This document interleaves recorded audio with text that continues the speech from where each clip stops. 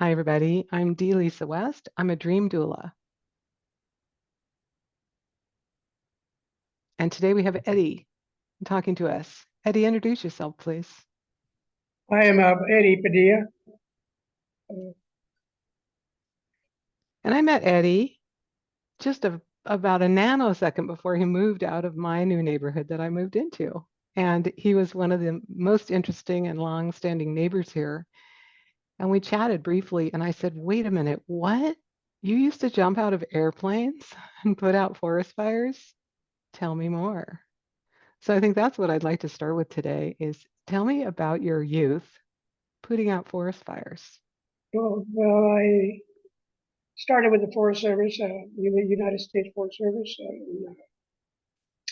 on the Lincoln National Forest in 1960.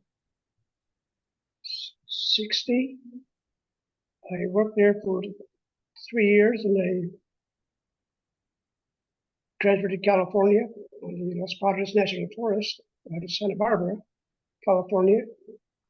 Then I worked as a helicopter support crews. Then in 1964, I joined the smoke jumper program in Redding, California. And after we started the smoke jumper program, the training was very extensive. And then we did extensive training, jumping out of on lightning fires mostly. We didn't jump on big fires. We mostly jump on lightning type fires, small fires that is inaccessible to terrain. So that's how the program works.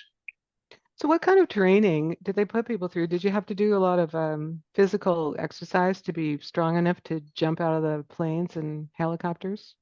Very, very, very. I get home, I have to crawl home because I was so tired from all the training. We had what they call the jump tower, which is 30 feet up in the air, and then you hook yourself out to a cable, and you jump out of the tower for at least 3 weeks to go to the training. Okay, well, And wait, let me ask you that. You jump off a 30-foot tower, but it's not like you have anything like slowing you down. You just have this cable that you're connected to. It's there's a like a cable you connect it to, yeah, and wow. the cable goes to the ground, and that's what practicing to when you jump out of an airplane. First thing you do is check your canopy, make sure it's safely open completely, and that's what the training is all about. Make sure you know what you're doing. Right. And And is it just like the movies where if you're going to jump with a parachute, you unbundle it first and make sure it's wrapped right, and then you put it back together, or do you just put it on and imagine that no, it's I just packed put it right? on. It's already packed, and Okay. you just put the, the Hmm. parachute packed on when you first get on the airplane, and then it's 16 or jumpers at a time. And then it depends on the size of the fire. It may be two jumpers go out, or three or four, whatever the need is. And I had one incident in 1970.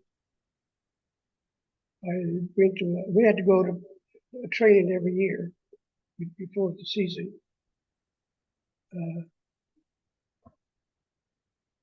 I, I had a, excuse me, I got somebody at the door. I'll be right Okay, back. do it. I'll Do see it. if I can Do what you get have rid of to. them.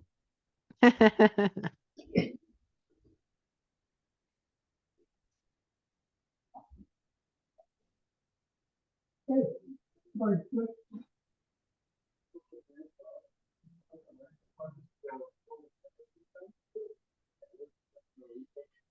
I'm on the phone before the call. maybe next time.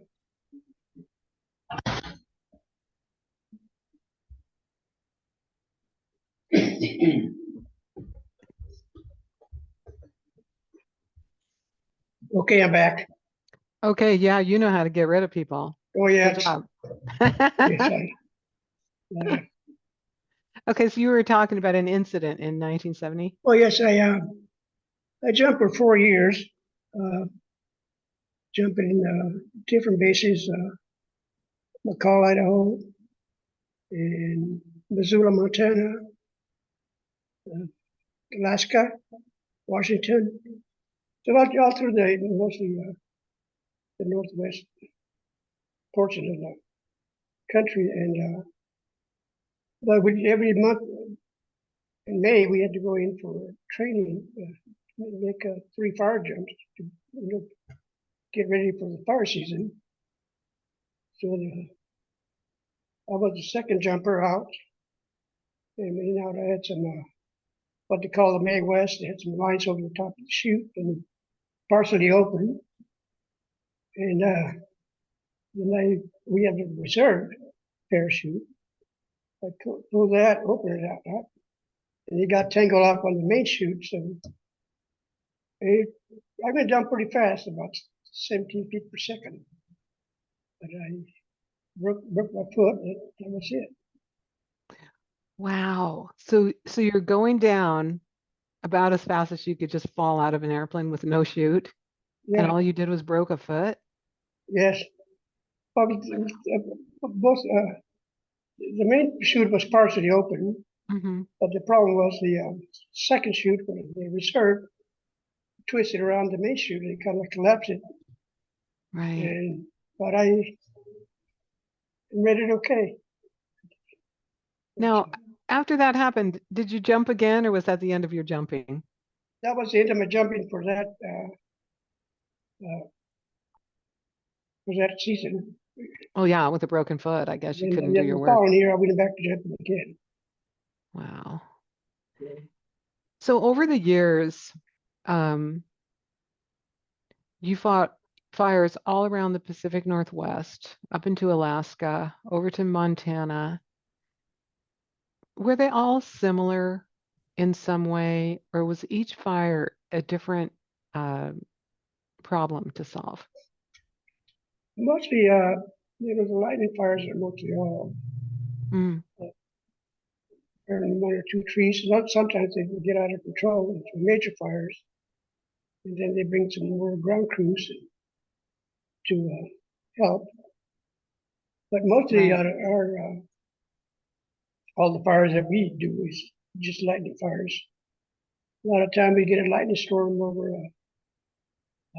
so then we all load up in the airplane, just recon, and follow the lightning storm, and that's just get on fires when they're small, so they don't get out of control. And that's the purpose of the jumpers. Exactly. Yeah. And Keep in the those fires. days, were there still towers, fire towers where there were fire lookouts? Is that how you found out about the fires back in the 60s and 70s? Yeah, back in the '60s, yeah, they really had like, fire lookouts, they call them, fire towers, Right, and right. Now those lookout towers are still out there, but I don't think they hire people to go live in them all no, they're summer not anymore. anymore. Ever since we got all the cameras and the helicopters, and Right. we used to do that. We go recon for lightning fires after a storm. So, So once you get down there, you parachute down. Do you have equipment with you, like shovels and things like that, or that is dropped on a separate cargo parachute.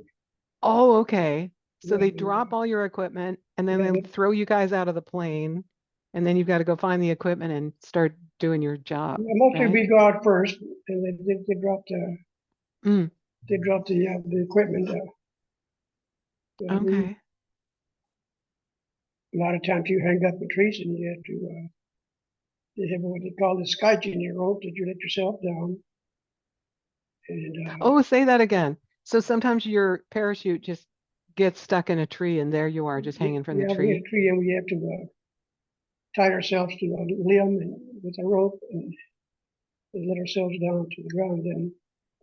Then after we do not leave any parachutes at all. We have to retrieve them all at the end after the fires.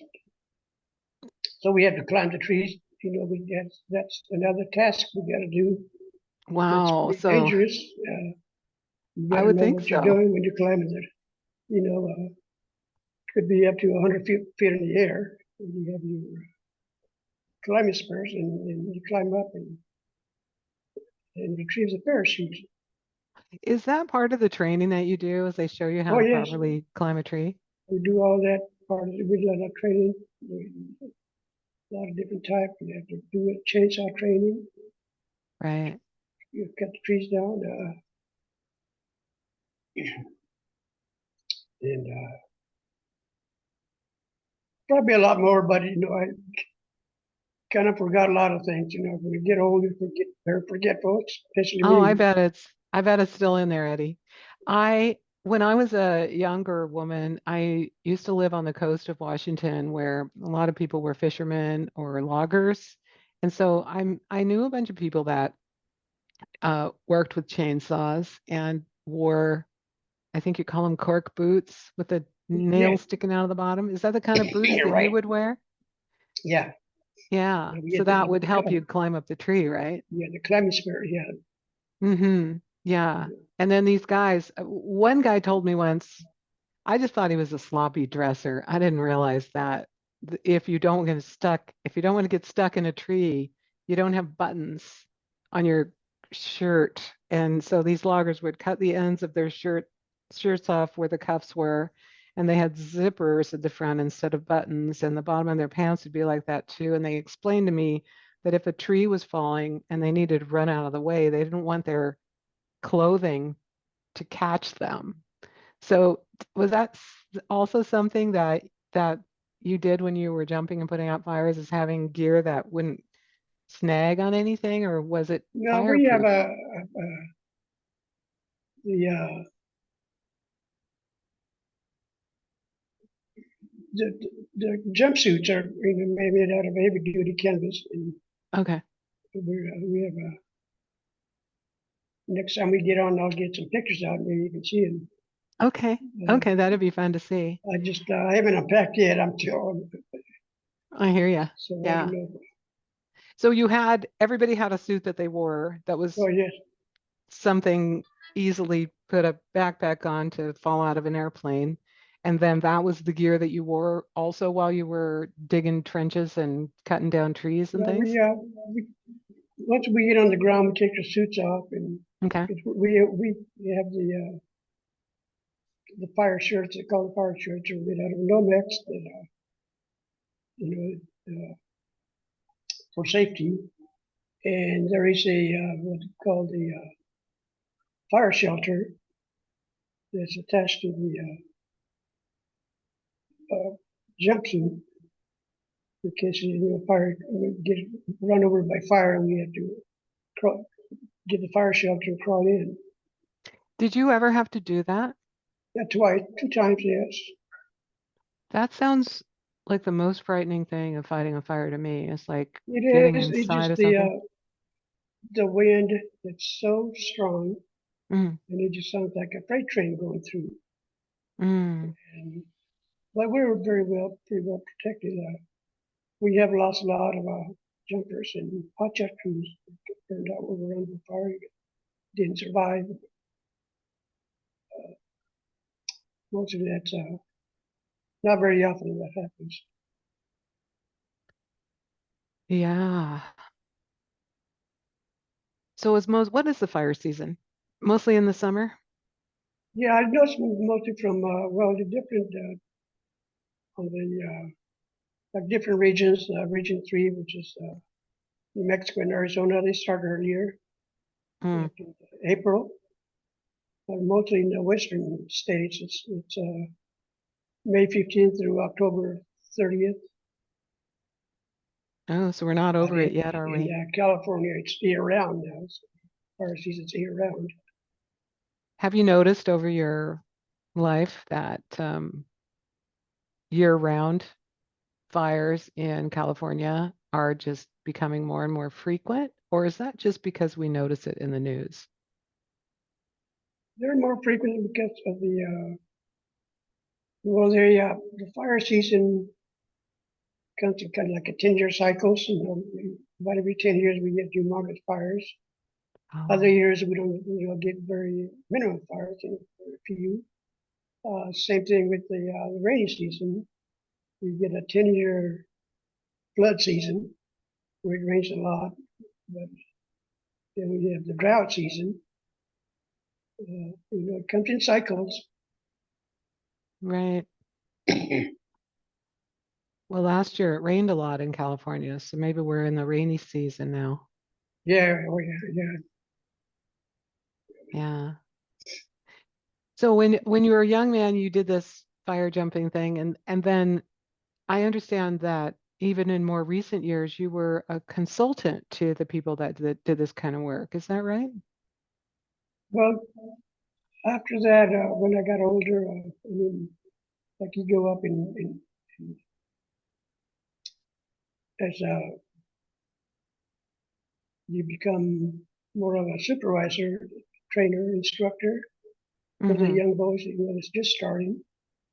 We did a lot of that, and then in 1970, I was the helicopter captain, and we call the flight crews. There's 10 firefighters that we fly over to the fires and drop them off, and then we start doing water drops type of thing with fires. Oh, right. I don't understand how that works. Why don't you explain that to me? Does the water, you scoop up water, or the water is inside the helicopter, or what? How does that work? Well, there's different. The larger helicopters they have a tank inside. Mm. The smaller helicopters they have a tank that's hooked to the bottom of this helicopter skits on the bottom, and Oh, with a snorkel hose that goes down on the side. They would snorkel the water out of the lake, rivers, even swimming pools sometimes when we get desperate. If oh, we wow. get So you hover your helicopter over some body of water, if you're desperate, a pool. You suck it up into this bladder, and then you fly over and dump it on the fire. correct, yes, Wow. yes. And I've seen those helicopters flying by. I was on a the edge of a river once, and I was like, "What is that noise?" And I saw like a helicopter flying by with this blob of something underneath it. So that must have been what they were just doing, is grabbing some water. oh yes, yeah. Yeah. There's a different type of what you call the the, the, the basics, kind of uh, I'm losing my mind again. uh, Forget what you call it now. But it's in a sling on a 50-foot line that we got it, for and they would scoop water with those too, and they work pretty much the same as a fixed tank. Right. It's made out of heavy what they call it, sling. Yeah, that's probably what I saw. It just looked like a big blob of, I don't know if it was made out of canvas or plastic or whatever it looked like. I Well, don't just know. a dip bucket they call it. Yeah, a dip It's bucket. That's right. Yeah, it's kind of made Now, out of pretty much heavy duty plastic. yeah, And yeah. Well, that's kind of a cool idea someone dreamed up years ago. They also put chemicals on fires to fire suppressant chemicals. How does that work? I well, wonder. that's for mostly the air tankers, heavy airplanes. Right. It's the fire retardant. It retards. It doesn't put fires out. It retards the fires until crews can get, and it kind of slows the fire down to spread a fire until crews can get on it. It doesn't extinguish a fire, but it just slows it down to where the crews can get in there and started working on I see. it. Yeah. And So it must just coat whatever might catch on fire and keep it from yes, it kind catching. of it coats the fuels, and Right. most of the drop just outside the fire edge, and when the fire gets to it, it kind of slows it down, Hmm. retards the fuels. Yeah, because There are really, times when, you really can't put out a ginormous fire with some spots of water. You kind of no, have to no, let it burn itself out and contain the edges of the fire. Is that really kind of what the fire jumpers are doing? yeah, with just clear water, it evaporates before it even gets to the ground a lot of times. Yeah, I bet it would And on a with really hot fire. and fire retardant is a chemical that made by Phosgene. And that's another program that it's pretty intensive all Hmm. over Europe, over the States. Everywhere. They're using that now. Uh, Well, another thing I want to ask you about is it seems to me like it would be really fun to fly a helicopter. Did you enjoy that part of your job? yeah, that was probably doing that, and it was the best part of my career. And also I was also a what they call the air attack supervisor, which we were in a smaller airplane, just like they're flying over the fire, directing the drops between the air tankers and the helicopters, and keeping the people on the ground informed on what the fire is doing. That was my job, kind of coordinate the helicopters and air tankers so they don't run into each other. Right on. So that was a pretty Basically, important basically, job. basically, it's like it's out of smoke and it's hard to see. And basically, it's like an air traffic controller. You're up there Right. controlling all the air traffic. Right. And that's in 1990. I did that for 7 years. Then I retired from that in 1990 from the United States Forest Service. And then after that, I worked as a consultant with went to Australia, Mexico, Chile, and just did some presentations on what helicopters do, how they work, how the air tanker, fire retardant works, and type of thing. So I was doing that for. I did that for another 20 years. So I worked for 56 years doing that. And I fully retired in 2018. Mm, not very long ago. Now it's been 7 years already. The the common myth, which may or may not be true, that I understand from reading the news and stories about fires and forest fires is that each year we have more and more forest fires. We can attribute it to global warming and they're getting bigger and more ferocious, and we should all be really frightened about that. Do you, do you think that is true? No, I don't.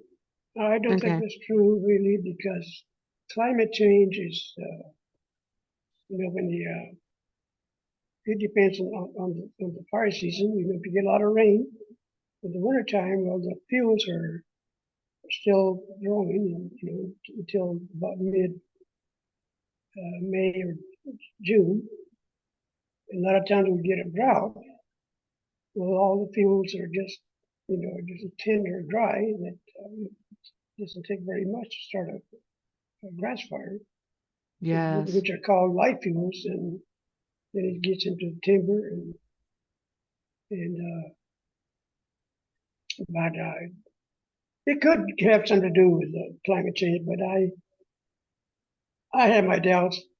Really. Yeah. Well, I think when we look at that's another whole conversation. When we look at climate Yeah, change and in the whole history of how old the world is, and then how long humans have been on the planet, we can't really notice it so much. But there have always been forest fires, I would imagine, since there have been forests. Oh yes, it's forest Yeah. fires since the Are there beginning. places are there places in the world that you know of that manage their forest fires by catching them on fire on a regular basis to burn out the Yeah, we do a lot of what we call the prescribed burns. hmm Burn certain sections of the forest, and just to prevent, try to get rid of the ground fuels that would carry fire up in the timber, like you know, we do a lot of control burns so that we can, if the fire starts, it burns into the control and stops. And and so that's I don't another go ahead. that's another tactics that we fire managements do to prevent bigger fires. And so if I understand how that works correctly, you catch a space on fire and burn the grasses and the underbrush, but try not to catch the trees. Right. Yeah. We try to control, there's a control burns they call them. We Uh-huh. do control burns to make sure that, it doesn't get out of control. Sometimes they Right. do. Yeah. Well, and then oopsie, you get to put that out. Yeah, and then you got a major fire again. Right. But it very rarely happens. So, hmm yeah, it depends on Mother Nature, the wind, uh, Yes. what the weather's doing. Because the I weather's think got a lot to do with it. people don't think about Mother Nature as, I mean, they think about forest fires and they're like, oh, it's on fire, and they don't realize that if the wind shifts, the fire goes that way, or the embers blow a different direction. Yes. Does the fire itself cause a specific wind to happen? Oh, yes. Yeah, How does that work? just because of the atmosphere pressure, Uh-huh. uh, especially when you get an inversion there from smoke, Mm-hmm. and then that happens at nighttime, and then in the morning, early mornings, the inversion breaks once and that's all the hot air from the fire go through the inversion layer, and it just spreads all over it's really rapidly, and Wow. but the fire creates its own, like a tornado fires. They go kind of like a tornado type. The So a fire can actually make a swirling wind around it. Yeah, they call it Wow. swirly fire tornadoes. Yeah, Wow. That's so fascinating. And when yeah, I was a kid, there was this don't start a forest fire, Smokey the Bear. yeah, Smokey, Smokey the Bear. Only you can prevent forest fires. Although yeah. in your experience, are most forest fires started by lightning or humans? Uh, Probably not of the fire started by lightning, but quite a few started by humans. Mm. Just people that want to watch airplanes. They start fires just to see the fire trucks go by. They get what they call the psychomaniacs. They want to see the fire fire burn. Oh, so some people start fires just to see it happen. Is that what you're Yes, saying? yeah, mostly Oh, yes. that's stupid. Yeah, yeah. There's a lot of people that start fire just to take the the fire prevention program is very very interesting too. Where people go out and try to find out how the fire started. You know, so And that would be a division of the the group of firefighters or maybe a government entity that goes out to try to figure out how the fire started? Yeah, there's fire investigation teams. They call Mm, them. They go out and try to find the source. And but they're a lot of times, they know what they're doing. They find who it started, but just by the fire patterns, that yeah, that they know where the fire started, which way burn. Uh, well, you will look at a like a pine tree, and you see the burn pattern was burned on one side, so that means the fire started on that side of the tree. sure. Because and that's another thing that fire prevention investigators do that. It's so interesting. So, and some trees, of course, can live through a fire. Just part of them gets scorched, but then Yeah, they continue to live. like the redwoods, they don't burn, Yes. because of the nature of the tree. I guess scientists can tell you that, but I can't. How that works. Just the bark has got a uh,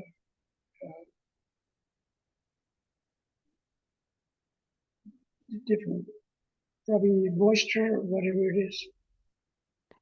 Yes. And well, in all of us, if we've ever had a Christmas tree that's gone dry and then you thought you might want to burn it up, you could see how fast a dry Oh tree yeah. Oh, burns. basically it's the same way. Yeah. It's crazy. Yeah, I grew up in Seattle and there was a yearly bonfire at a local beach. Bring your tree. Yeah, yeah. The flames would be 20 feet high. It was ridiculous. And amazing. If you throw a dry Christmas tree, which is usually a pine tree or a fir tree, they go up really, really fast. So I imagine that's also what happens in a dry forest. Yeah, the dry, we call it dry season. Mm, That happens every year. yeah, yeah. Well, it's been fascinating to talk to you about this, and I can't wait till our next chat because you're going to show me pictures Well, yeah, if I get a after you're unpacked. back. Yeah, after you're unpacked, I look forward to another conversation. Maybe we should plan it for a month from now Yeah, to give you enough time. we could Okay, probably do that. let's do it. And then Okay. you're going to have to ask your grandson if he was on here listening or if Yeah, he I'm gonna just find out if how he he can get on how, there. maybe he logs on every time you log on. That's I I don't don't know that. know. I didn't hear any conversations from him, so who knows, Well, he's in school right Christian. now, so I don't think he'd be. Let's hope he's not listening while he's in school on his Yeah, phone underneath his desk. If so, hi, Christian. gotta put Okay, nice to talk to you. I'm going to stop the recording. Okay.